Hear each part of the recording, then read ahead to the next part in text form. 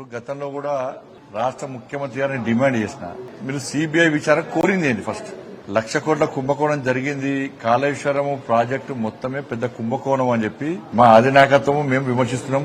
ఎన్నికల ముందు మీరు కూడా విమర్శించారు. కానీ మీరు ఇప్పుడు ఏమంటున్నారు?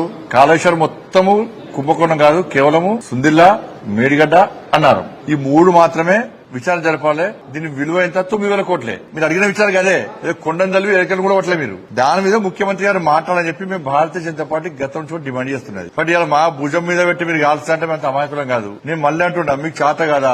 నీ పౌరుషం లేదా? రేషన్ లేదా? రోషన్ లేదా? చెప్పు. నాతో కాదు, నాతో చేత కాదు.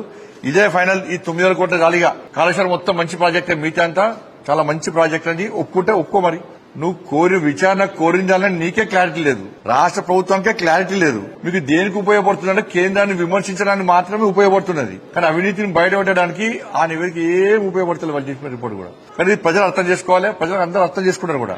కానీ ఈ ముఖ్యమంత్రి గారికి ఇప్పుడు బీఆర్ఎస్ పార్టీ, కాంగ్రెస్ పార్టీ ఒకటనే విషయం వాస్తవం. మీరు చూడండి, అసెంబ్లీ చూడండి, మైనింగ్ స్కామ్ జరిగింది అని బీఆర్ఎస్ అంటారు. అనగానే మరి 10 సంవత్సరాలు దిద్దామా అంటారు. ఇప్పుడు ఇంకో స్కామ్ అంటారు, మళ్ళీ 10 సంవత్సరాలు దిద్దామంటారు. అంటే మీరు 10 సంవత్సరాలు దోసుకున్నారు, మీరు 2 సంవత్సరాలు దోసుకుంటున్నాము. మీరు అడగద్దు, మేము అడగాం. ఇది క్లారిటీ. 10 సంవత్సరాలు మీరు దోసుకున్నారు, 2 సంవత్సరాలు మేము దోసుకుంటాం, తప్పేంది అంటున్నారు కాంగ్రెస్ వాళ్ళు. తెలంగాణ సమాజం ఆలోచించాలి. దేని మీద విచారణ జరగరు. విచారణ అంతా వట్టిదే. ఇంతవరకు ఎన్ని విచారణ జరిపి 2 సంవత్సరాల ఎన్ని నివేదికలు వచ్చినాయి? కేసీఆర్ కుటుంబం మీద బీఆర్ఎస్ పార్టీ నాయకులు ఏం చర్యలు తీసుకుంటారో చెప్పాలి.